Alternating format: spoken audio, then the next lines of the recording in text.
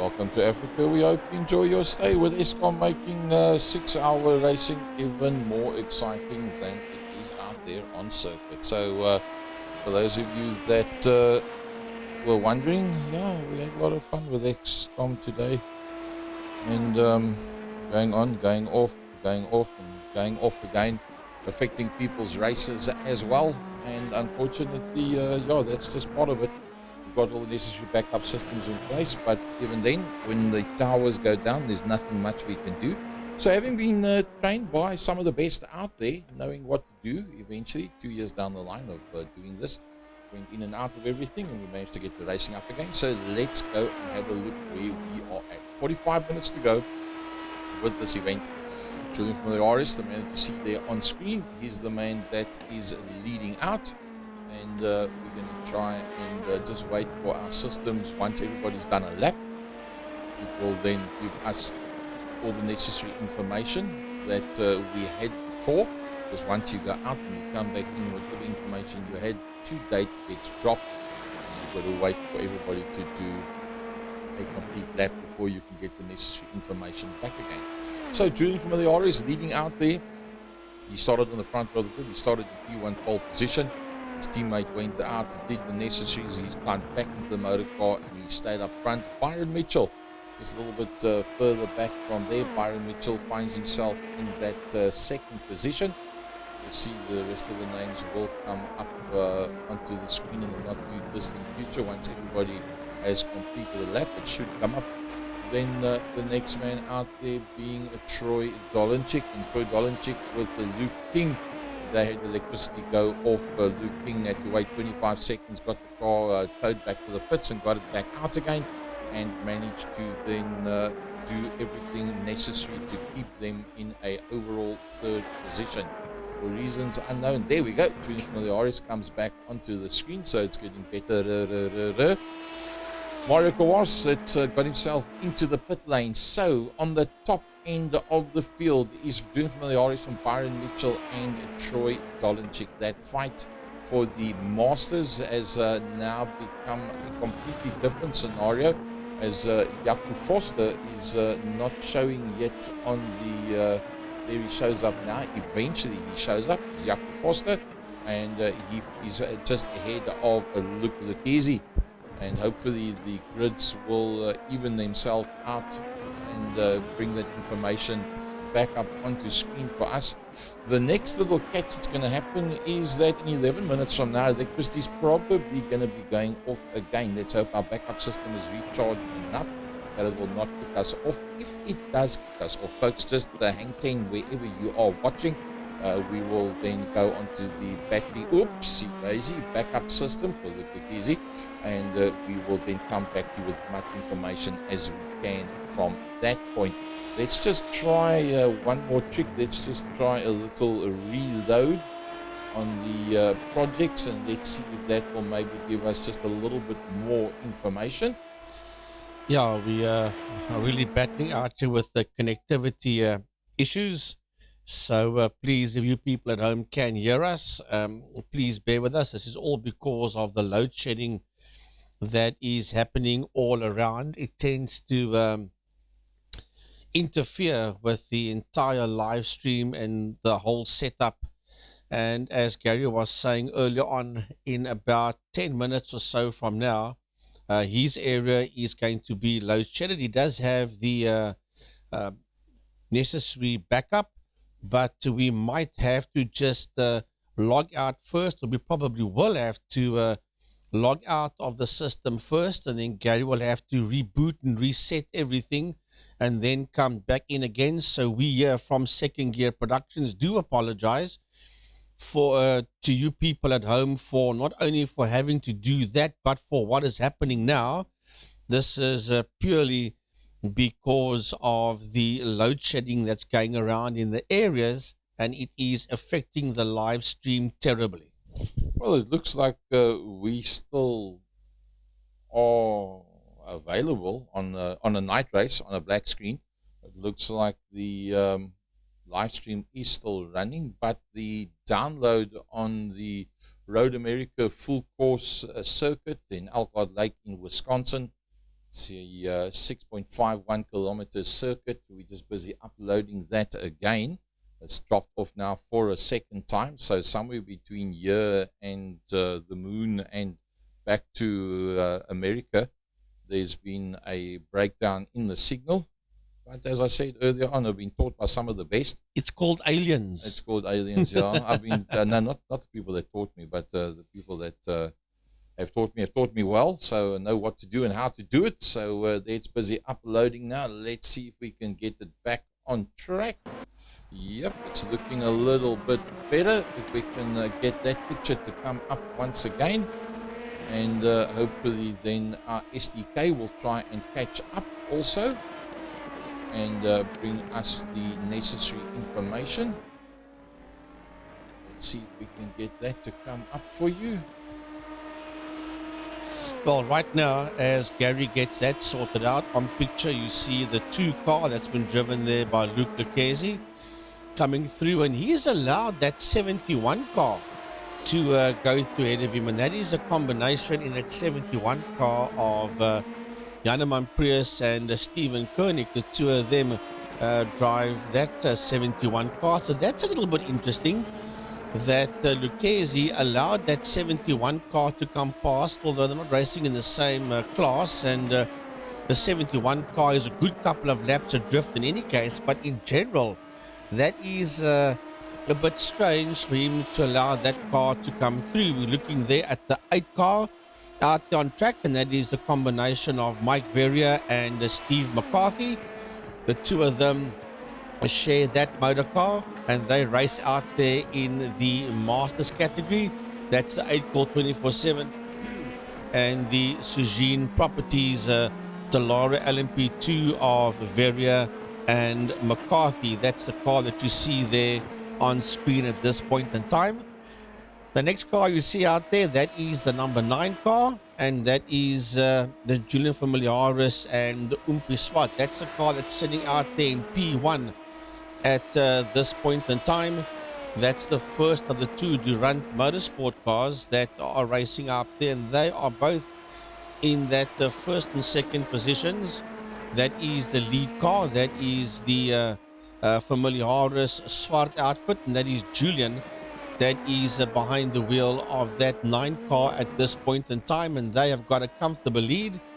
It is a 1953 local time in Cape Town, South Africa.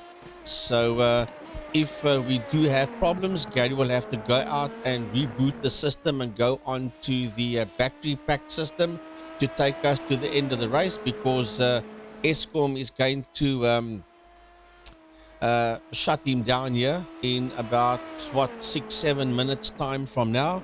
But at this point in time, we're looking at the 12 car that is there in that second position. That's a combination of Byron Mitchell and Jason Kutsia. Byron Mitchell is the man that is behind the wheel of that car, and then you see the number 1 car that is sitting there in third position, and that is the combination of Luke King and Troy Dolacek. That's the 2 drivers that are sharing that motor car, and they are third in class. And they know, they were having a chat to Gary on the telephone earlier on, saying they know that they cannot beat the Durant Motorsport team unless something terrible goes wrong with the 9 and the 12 cars. They are settling for a podium top 3 position in the elite class, which is of course drivers from the age of 16 until 39 years of age, masters from 40 years to about 140 years old, if you can still race a car or a sim at that age.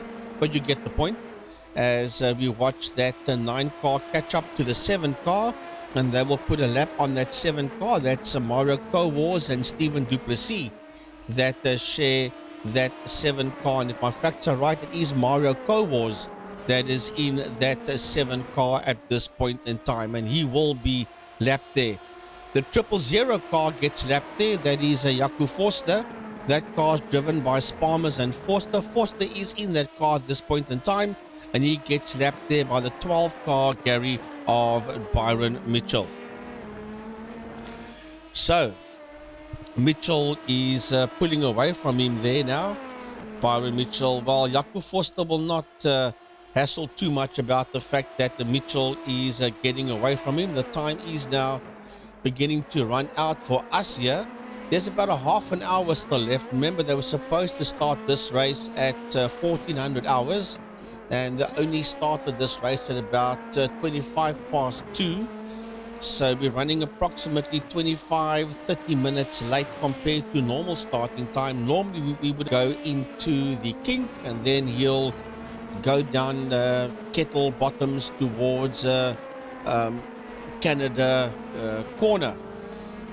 But that is that man. The man we're looking at there at this point in time is that 2 car, Luke Lucchese, in that 2 motor car. And as I said, he does share that motor car with the Van der Spey. And the moment that Forster took that lead earlier on, he said, Captain Pete said to Luke, listen here, the lead isn't that massive. You can still catch him. I'm handing the car over to you, and you go and do what you have to do. Right behind him and a couple of laps down is that 8 car that we spoke about earlier on, and that is the Verrier McCarthy combination that drives that 8 motor car. And can you believe it? He is allowing the 8 car to come through as well. Now, earlier on, he allowed the 71 car of Prius and Koenig to get past him. And now he's allowing the 8 car to get past him as well. The combination there of Verrier and McCarthy. And that's pretty weird, because into the pits comes the number 2 car of Luke Lucchese. So Luke Lucchese busy making his way into the pit area, and of course with no telemetry to work with, we're not 100% sure exactly what the gap is between himself and Jaco Forster, but he is bringing that 2 car into the pit area, and they have approximately, I would think, around about 25 more minutes to go. The 7 car is in the pits doing its thing there, and that is the Cowars and Duplessis car. We're not sure if Mario will come out or hand over that car to Duplessis. The 22 car is busy making its way down into the pit lane. That's the Hubert clan. That is Peter and Swice Hubert that share that motor car. As I think it's Swice that's in that car at this point in time. The 9 car is making its way out onto the circuit, and that is Umpi. So Familiar Harris has handed that motor car straight back to Umpi Swart. Julian did a stint there, and he's handed that car in to the hands again of Umpi Swart. Byron Mitchell still making his way around. The question is, will he take that car to the flag, or will he give that car over to Jason Kutsia for the last stint? That we'll have to find out. But we're looking at Yuri Swart Jr., known to his friends and people in motorsport as Umpi. That's his nickname. I still have to find out from Yuri why and how and where he got that nickname of Umpi from. But we all know him at Kalani as Umpi Swart. Dolacek is making his way around in that 1 car. He took that car over from Luke King. They've been sharing that motor car from the get-go. And they are sitting there 3rd overall in class. Sadly, without the leaderboard, we don't know if they're getting any closer. But at one stage of the game, they were way over a minute behind the 9 and the 12 cars. So they have realized that there's no ways that they're going to come 1st or 2nd. They just want to finish this race, settle it all down, and bring that 1 car home 3rd in class. And that is that Mazda looking color scheme. Many years ago, way back somewhere in the early 90s, Mazda took part in Le Mans. I said this at the top of the production, and they had that rotary Mazda outfit with that color scheme. There comes the 12 car. That is still Mitchell that is in that motor car, and he hasn't handed that car over to Jason Kutsia. And the time, and while he might now, as he pulls into pit lane, he might hand that motor car over to Jason Kutsia and say to Jason, listen, buddy, you got about 25 minutes or so. I'm just having a guess, because remember, as I said, we did start this one a bit late, and he'll probably hand that car over now to Jason Kutsia. and then let Jason take that car to the checkered flag. As I also said a bit earlier on, about an hour or two or more ago, will Durant Motorsport come up with a similar strategy that they did at the last event, choosing a winner and then saying, right guys, stay at that positions that you are in for the checkered flag. We won't know until we get to the end of the 6 hour. But Byron Mitchell is in the pit lane, and we'll have to see if he hands that car over to Jason Coetzee. Umpi Swart is still busy flying around the track in that number 9 car of theirs, and he's doing pretty well, Gary, as the 12 car makes its way back out onto the track once again.